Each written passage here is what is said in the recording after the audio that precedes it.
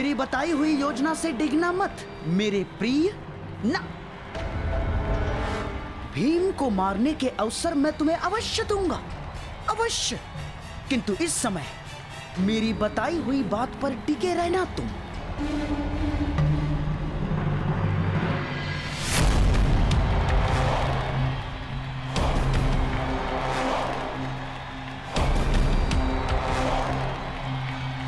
क्या बात है भीम, बड़े क्रोध में भोजन नहीं किया क्या?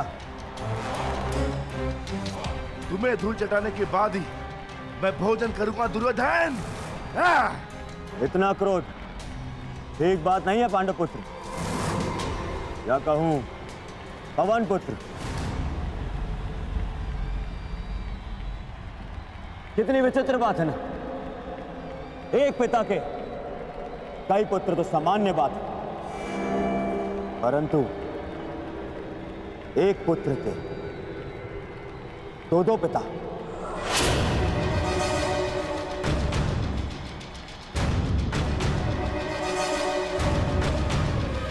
बड़ी असामान्य बात है ना, पर तुम्हारे लिए असामान्य कैसे? 5 भाई, 2 माए और 6 पिता।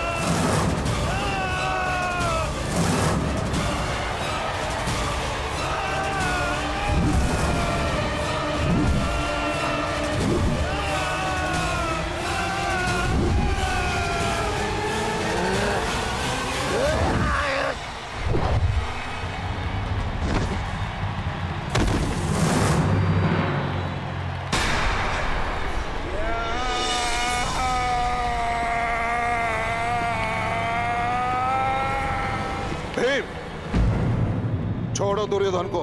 नहीं गुरुदेव, आज नहीं। तुमने इसका रक्त बहाया है भीम, अब तुम इस स्पर्धा के लिए पात्र नहीं हो।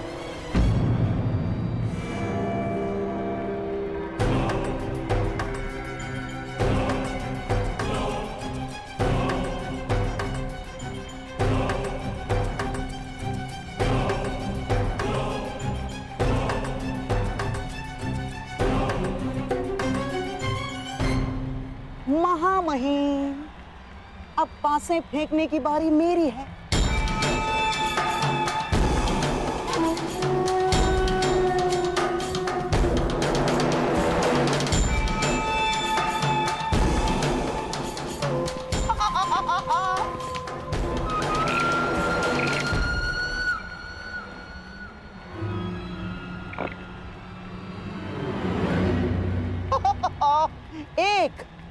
एक यानी राजकुमार युधिष्ठिर।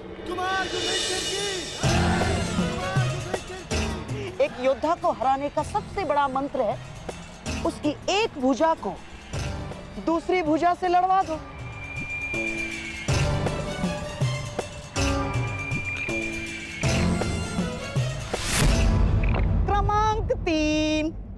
क्रमांक 3 यानी राजकुमार अर्जुन।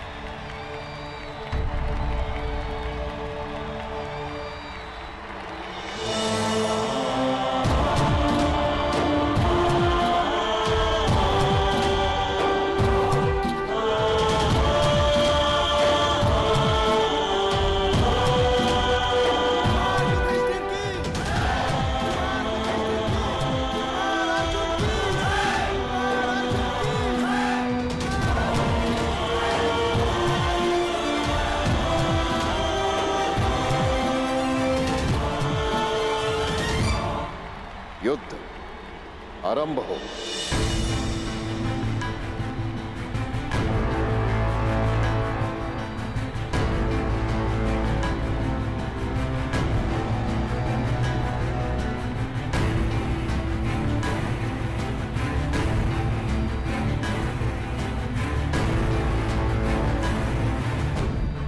तो अपने सर्वश्रेष्ठ धनुर्धर होने का प्रमाण कब दोगे कर्ण?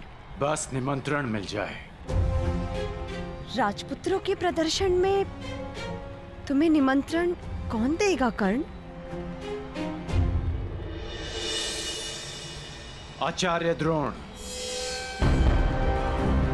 धनुर्धरों के महान गुरु आचार्य द्रोण। वो स्वयं मुझे निमंत्रण देंगे रुशाली। देखते हैं।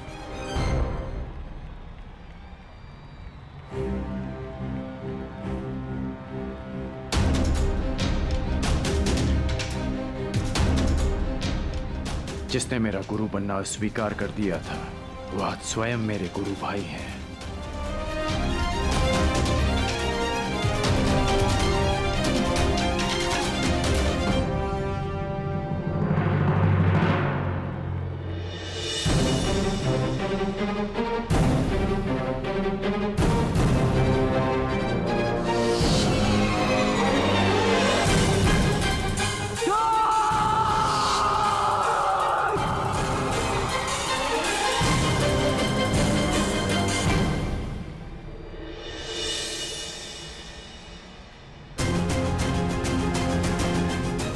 प्रारंभ करो अर्जुन।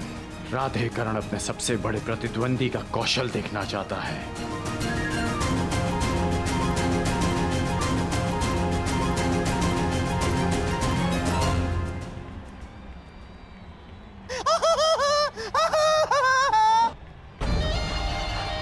आज ही इस रंगभूमि में दूसरी बार दो भाइयों के प्रेम का उदाहरण देखने को मिलेगा।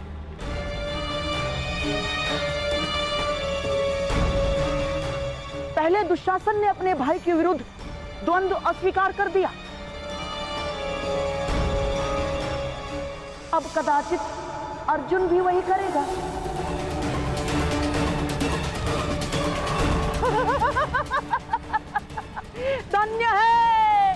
धन्य है हस्तिनापुर, धन्य है। बोलो अर्जुन, क्या अपनी हार स्वीकार करोगे या अपने देव समान ज्येष्ठ भ्राता के साथ द्वंद्व करोगे?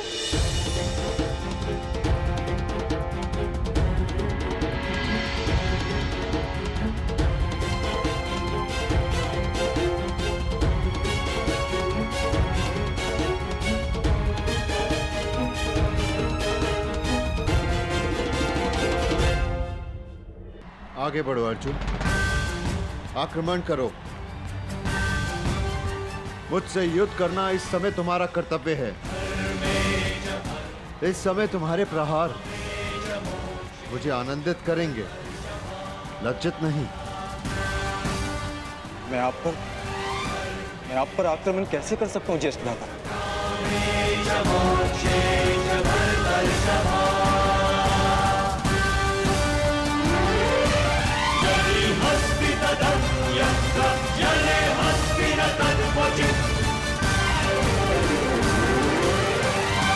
अब क्या होगा? क्या अर्जुन बिना युद्ध किए हार मान लेगा? अर्जुन का नहीं जानता, परंतु जितना कुमार युधिष्ठिर को समझता हूं, वो इस बाधा का हल अवश्य निकाल लेंगे।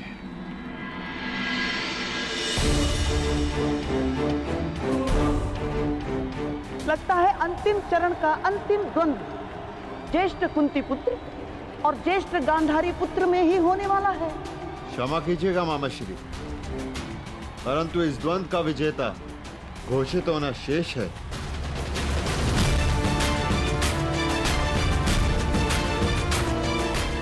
अर्जुन, मुझसे पहले तुमने जिन्हें पराजित किया, जिन पर बाण चलाए, वो भी तुम्हारे भ्राता ही थे।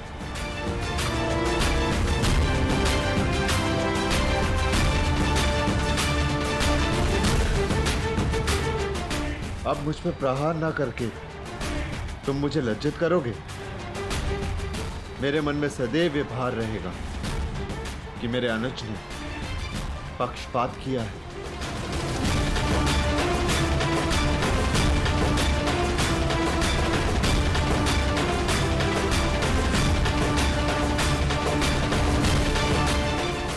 दीर्घायु रहो युधिष्ठिर, तुम अभी इतने स्थिर चित्त हो। तुम्हें अपने ज्येष्ठ भ्राता को मारने या घायल करने के लिए युद्ध नहीं करना है अर्जुन। तुम्हें अपने भ्राता को गर्वित करने के लिए युद्ध करना है।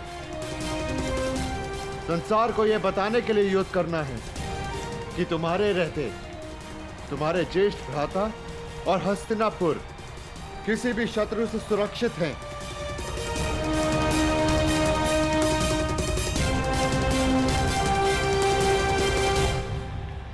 धनुष उठाओ अर्जुन।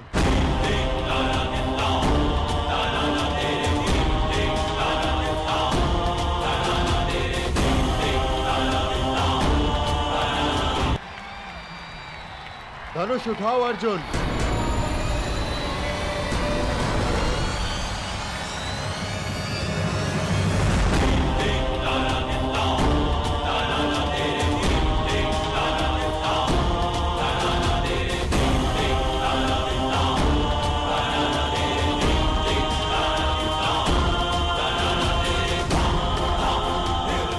तुम मुझ पर प्रहार नहीं करोगे, परंतु मेरे प्रहारों से खुद को बचाओगे तो अवश्य।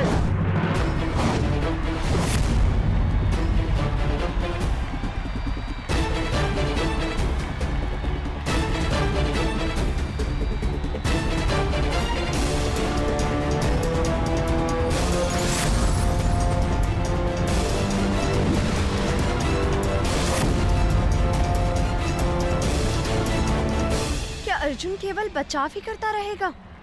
कई बार बचाव ही सर्वश्रेष्ठ आक्रमण होता है,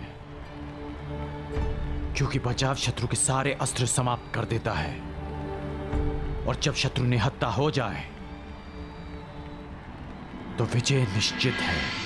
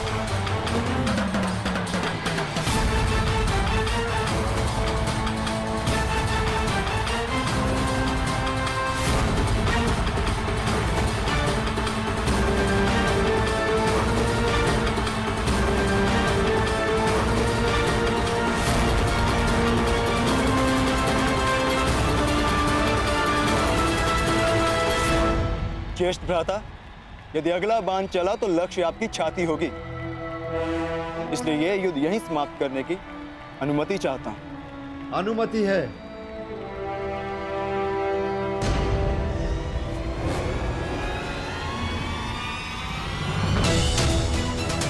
तुम्हारे हाथों मिली ये पराजय किसी भी विजय से अधिक गर्व देने वाली है।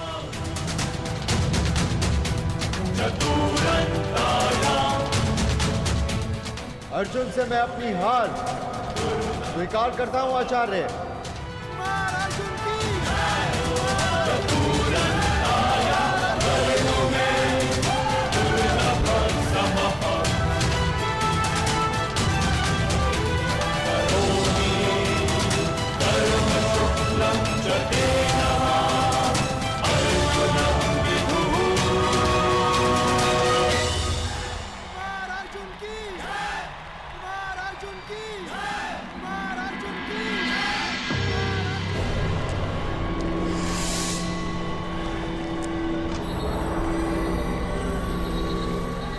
आपने तो कहा था कि एक भुजा को दूसरी भुजा से लड़वा दो, योद्धा समाप्त। परंतु यहां तो एक भुजा दूसरी भुजा को सहारा देके और प्रबल कर रही। आप नहीं चाहते कि कुमार दुर्योधन और इस अर्जुन के मध्य में द्वंद्व। हाँ, मैं अवश्य चाहता था कि दुर्योधन को अर्जुन का सामना ना करना पड़े, परंतु ये जानता भी था कदाचित ऐसा ही होगा, इसीलिए आपसे सहायता की मांग की है गुरुपुत्र अश्वत्थामा। स्मरण है ना आपको क्या करना है? तो अब इस अर्जुन को अपने माया जाल के व्यू में फंसाने के लिए तैयार रहो अश्वत्थामा। अब इस रंगभूमि में ऐसी धूल उड़ेगी कि मेरे प्रिय होने वाले सम्राट के हाथों अर्जुन धूल चाटेगा।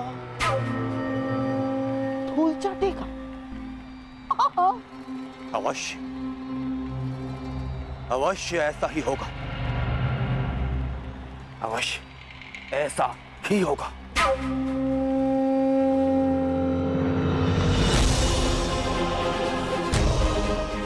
बधाई हो अर्जुन,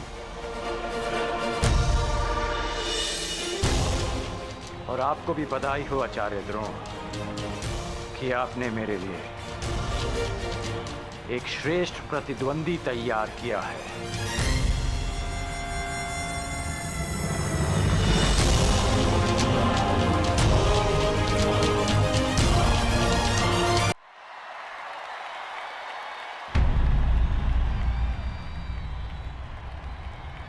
बधाई हो अर्जुन,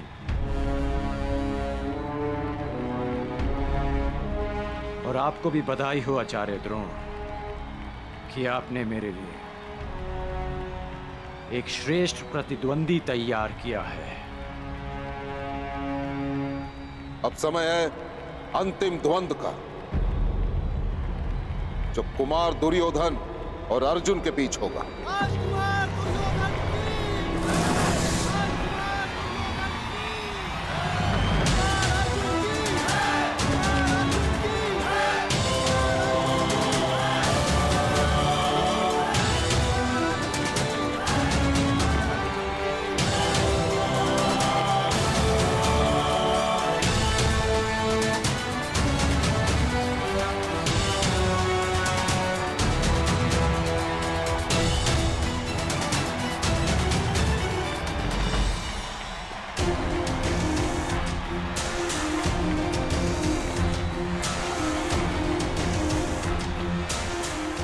विजयी भव पुत्र दुर्योधन। अपने गुरु की शिक्षा की लाज रखना अर्जुन पुत्र।